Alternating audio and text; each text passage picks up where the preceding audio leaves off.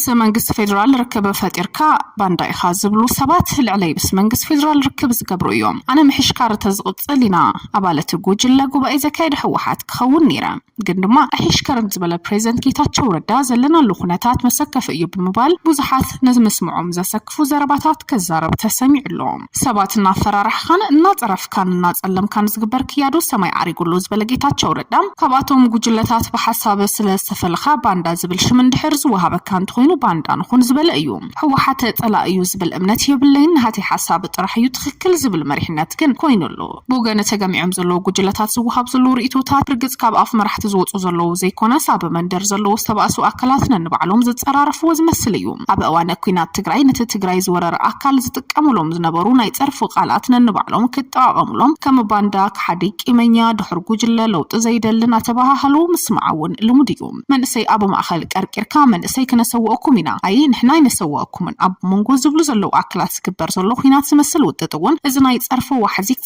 ካብ ሓደ ጉጅለ ዝወፅን ዝመፅን እውን ኣይመስልን ፕሬዝደንት ጌታቸው ረዳ ምስ መናእሰይ ከተማ መቐለ በዝገበሩ ዘተሰፋሕቲ ነቐፌታታት ጉባኤ ዘካይደ ሕወሓት ዝቃወሙ ሓሳባት ዝቐረበ እንትኸውን ተረርቲ ቃላትን ቁጣዕ ዝተመልኦም መግለጽታት ከቢስማ ብርግጽ ጌታቸው ረዳ ናብ ስልጣን ካብ ዝመጻት ሒዙን ሓደ ኣካል ክነቅፍ ከሎ ጸርፍ ዝተሓወሶም ዘረባታት ዘስንዱ እንትኾኑ ካብ ኣፍ ጌታቸው ረዳ ንዴት ዝተመልኦም ዘረባታት ምስማዕውን ዘደንቕ ኣይኮነን ኣነ ክሕሽከረ ስለዘይከኣልኩ ጻድቃን እውን ክሕሽከረ ስለዘይከኣለ ንጽለማ ኣለና ዝበለ ጌታቸው ረዳ ኩላና ንህዝብ ኣብ ምግልጋል ዝተመደበ ሰብ የለን ኩሉ ጸለመታት ንምግባር ዝተዋፈረ እዩ ድማ ይብል ውግእ ክንገጥም እዩ ዝድለ ዘሎ ዝበለ ጌታቸው ረዳ ጎንጽ ፈሪሐን ኣብ ዝለዓለ ኩናት ከኣቱ እዩ ዝድለ ዘሎ ክብል ይስማዕ ሕወሓት ክንፈርሕ ይግበራሎ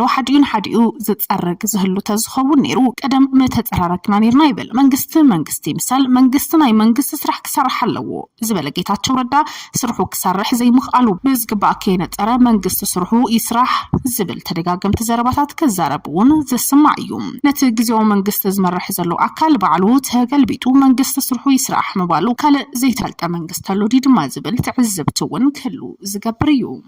ኣብ መንጎ ኣባል ፈጻሚት ስራሕ ወይዘሮ ፈትለወርቅ ገብረ እግዚአብሔር ምስል ዓልዋይ መሪሕነት ዝኾነ በየነ መክሩ ሰፊሕ ዝኾነ ምትልላኽ ከም ዘሎ ይሕበር ግዜኦም ምሕዳር መሓውር ዓለም ገብረዋህድ ንምዕላው ዝኣተወ ውጥጥ እንዳ ጉጅለ ዓለም ገብረዋህድ ንጌታቸው ንምዕላው ዝግበር ዘሎ ህልኽ ጸገም ሕወሓት ምዕለ ብኸይረክብ ይገብር ምህላው እናተገለጸ እዩ በየነ መክሩ ካብቶም ጉባኤ ንነብሶም ዘግለሉ 17 ኣባላት ማእከላይ ኮሚቴ ሓደ ኮይኑ እቲ ህዝበት ሓደ ጉጅለ ተመሪሑ ዝካየድ ዝነበረ ጉባኤ ነቲ ጉባኤተኛ ኣመኽኒኻን ጉጅለ በዓል ጌታቸው ረዳ ካብቲ መሪሕነት ምሕኻ ምድርባይ ሓደ ዓይነት ቋንቋ ዝዛረቡ ድብ ምትካል ዝብል መርገጽ ከም ዝነበረውን እዚ መርገጽ ድማ ክሳብ ሕዚ ዝቐጸለ ምዃኑውን እናተሓበረ ይርከብ ኣብ መሪሕነት ዘለው ኣካላት ነንባዕሎም ኣብ ምትልላኽ ከም ዘለው ዝገልጹ ፍልፍላትና ጉባኤ ዝጸውዐ ጉጅለ ብልዕሊ ጉጅለታት ቶም ኣይተ ጌታቸው ረዳ ዝመርሖም ሙሉእ ልዕልነት ክረክብ ብዘይምኽኣሉ ንቤት ጽሕፈት ሕወሓት ቂመኛ ዝበልዎ ጀነራል ጻድቃን ገብረትንሳኤ ብዝኾነ መንገዲ ናብ ስልጣን ከይመጽእ ስጋት እውን ኣለዎ ውድብ ሕወሓት ኣብ ምዝዛም ዝሓለፈ መበል 13 ጉባኤ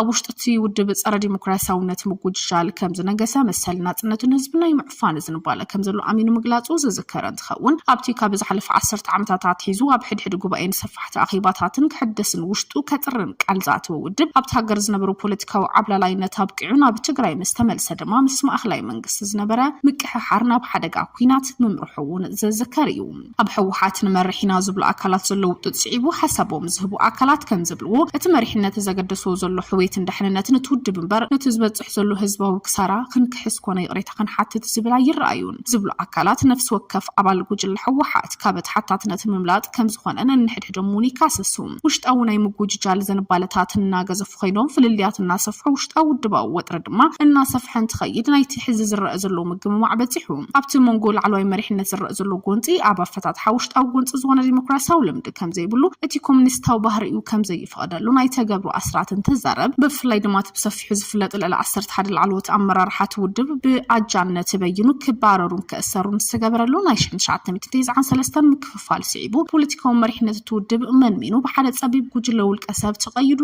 ከም ዝጸንሐ ይዝነገር ምክትል ፕሬዝደንት ግዜኦም ምሕዳር ሓላፊ ጸጥታ ጀነራል ታደሰ ወረደ ኣብ ድሮት ጉባኤ ሓይልታት ጸጥታ ትግራይ ካብ ፖለቲካ ናጻ ኮይኖም ከም ዝቕጽሉ መግለጽ እውን ሂቡ እንተኾነ ግን እቲ ኣብ መንጎ ላዕለዎት ኣመራርሓት ውድብ ዝተፈጥረ ምክፍፋል ናብ ዕጡቃት ሓይልታት ከይወርድ ምትእትታው ከይዕድም ዘስግእ እኳ እንተነበረ ላዕለዎት ኣዘዝቲ ዘለዎም ቅዋም መሳፍለጡ ድማ ኣብ መንጎ ጀነራላት ሰፊሕ ምክፍፋል እውን ፈጢሩ ኣብዚ ሕዚ እዋን ትውድብ ንነብሱ ክኢሉ ክኸይድ ክኸይድ ስለዘይካለ ልክ ከምቲ ኣብ 1993 ዝተገብረ ልምውነቶም ወታደራዊ ኣዘዝቲ ኣብ ጎኑ ኣሰሊፉ ክድሕን ዝፍትን ዘሎ ምዃኑ ዝብሉ ፖለቲከኛታት ኣብቲ ዘብፅዎ መግለፂ መንመን ከጥቅዑ ከም ዝደለዩን ቁሉዕ ምዃኑ እዮም ዝገልጹ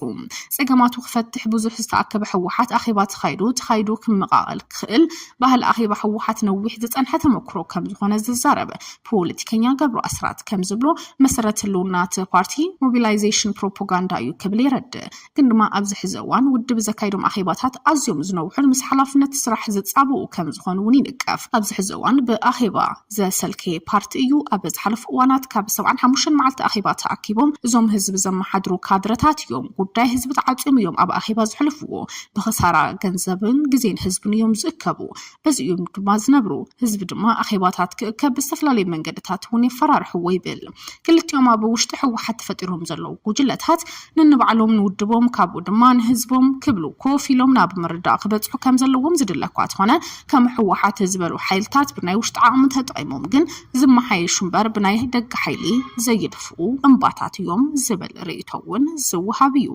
ልዕሊ 600 ኤርትራውያን ስደተኛታት ካብ ኢትዮጵያ ብግዴታ ምስጓግ ክኹነን ዝፀውዕ ኣምነስቲ ኢንተርናሽናል ባይቶ ሰብኣዊ መሰላት ሕብራት ሃገራት ኣብ ዝሓለፈ 3 ወርሒ ጥራሕ ልዕሊ 600 ኤርትራውያን ካብ ኢትዮጵያ ናብ ኤርትራ ብሓይሊ ከም ዝመለሰ እውን ኮኒን ኣሎ ኣብ ዝሓለፈ ሰሙን ኣብ ዝተኻየደ መበል 58 ኣኼባ ባይቶ ሰብኣዊ መሰላት ሕብራት ሃገራት ኣምነስቲ ኢንተርናሽናል ኩነታት ሰብኣዊ መሰላት ኤርትራውያን ስደተኛታት ብፍላይ ኣብ ኢትዮጵያን ሱዳንን እናገለደ ከም ዝመፀ እውን ጸብጺቡ እቲ ትካል ተጠባቂ ሰብኣዊ መሰላት ኣብ ሰነ 2016 ብፍሉይ ጸብጻብ ሕብራት ሃገራት ብዛዕባ ኩነታት ሱዳን ዘቕረቦ ጸብጻብ ብምጥቃስ ኤርትራውያን ስደተኛታት ብፍላይ ደቂ ኣንስትዮ ኣዋልድ ኣብ ገለ ከባቢታት ሱዳን ብሓይሊ ቅልጡፍ ምላሽ መጥቃዕቲ ይበፅሕና ኣሎ ኢሉ ብምቕጻል እውን ኣብ ነሓስ 2016 ቱርክ ኣስታት 180 ኤርትራውያን ብሓይሊ ናብ ሃገሮም ከም ዝመለሰቶም እዚ ድማ